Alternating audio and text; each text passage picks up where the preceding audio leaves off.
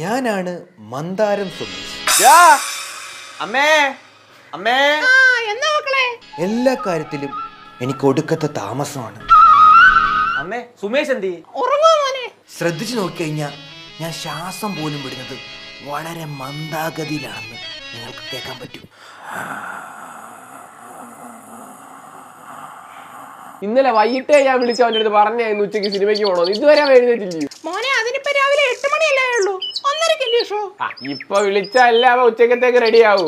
അതിന് ഷോ വൈകിട്ട് 4 മണിക്കല്ലയോ? എടാ ഇപ്പോഴെങ്കിലും പറഞ്ഞാലേ അവൻ അപ്പോഴത്തേക്ക് റെഡി ആവൂ. നിങ്ങൾ നേരെ മക്കളെ, അവനിപ്പോ റെഡി ആവും. ഇപ്പൊ തന്നെ ആവും. മോനെ മോനെ എഴുന്നേക്കടാ, എഴുന്നേക്കാന്, ഇങ്ങോട്ട് എഴുന്നേറ്റേ. പെട്ടെന്ന് കണ്ണു തുറക്കടാ. എന്തൊരു മന്ദാരം ഇത്. കൂട്ടുകാര് വന്നിരിക്കുന്ന, പെട്ടെന്നൊന്ന് വാടാ.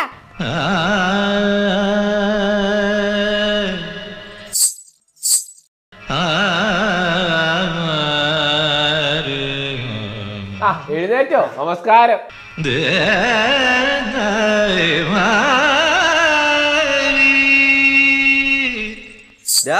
എട്ടേമുക്കാലൊക്കെ ആയപ്പോ പല്ല് കേൾക്കാനുള്ള പേസ്റ്റ് എടുത്ത് കേട്ടോ.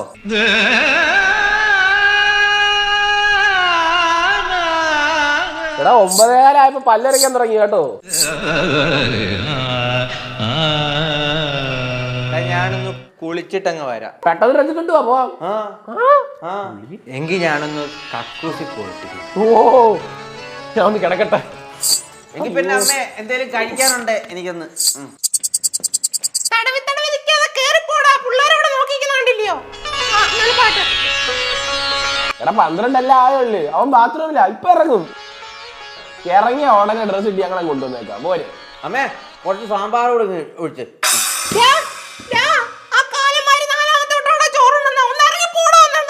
അമ്മ ഇറങ്ങുവാ കഴിഞ്ഞ്.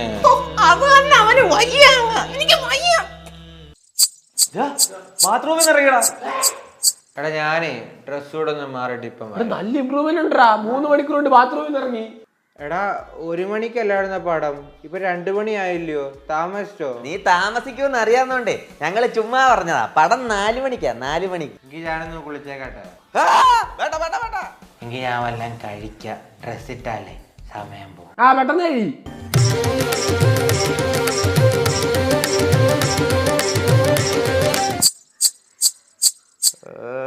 എടാ പെട്ടെന്നൊന്ന് കഴിയടാ. കഴിച്ചു കഴിഞ്ഞില്ലയോ? മതിയടാ.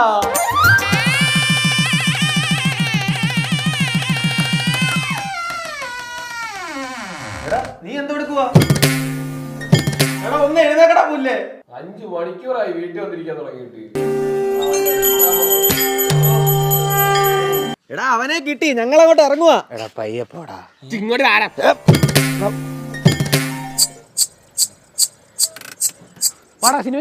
4 മണിക്കാണ് ഷോ കഴിഞ്ഞ പട്ടികളെ. 4 ടിക്കറ്റ് വേസ്റ്റ്. ഇനി എന്താ ചെയ്യാനാ? ഓ അവൻ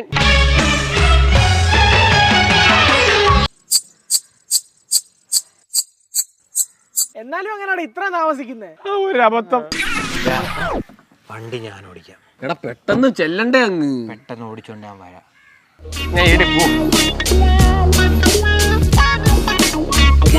എടാ മതിയടാ, വണ്ടി എടുക്കടാ.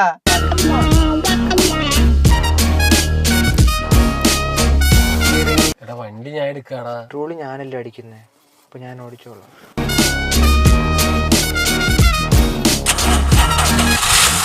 പമ്പരം കണക്കിന് കിറങ്ങി കിറങ്ങി ഞാൻ. എന്തുവാടാ സൂചി 0 താഴെ കിടക്കുന്നേ? ഞാൻ ഓടിക്കടാ വണ്ടി. നമുക്ക് പെട്ടെന്ന് പോടാ.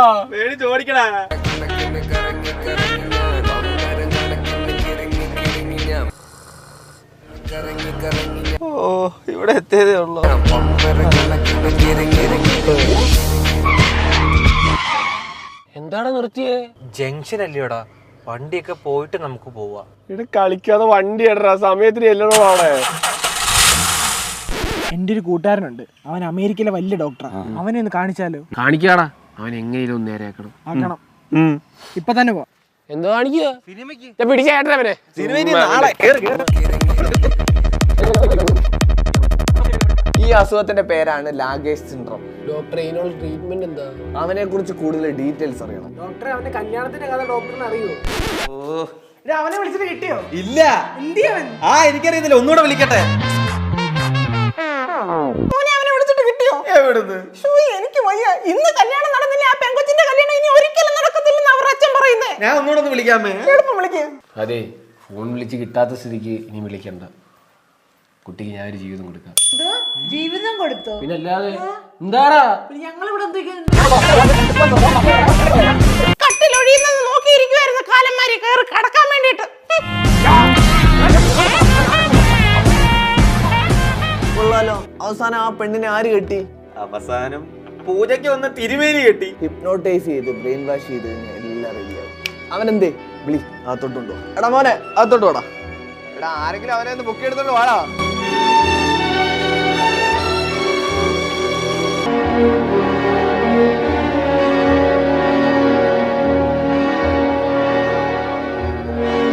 ഇനി മുതൽ നീ ലാഗേഷല്ല, നീ ലാഗേഷല്ല. നിന്റെ ഉള്ളിലെ ലാഗേഷ് ഞാൻ എടുത്ത് കളയുന്നു.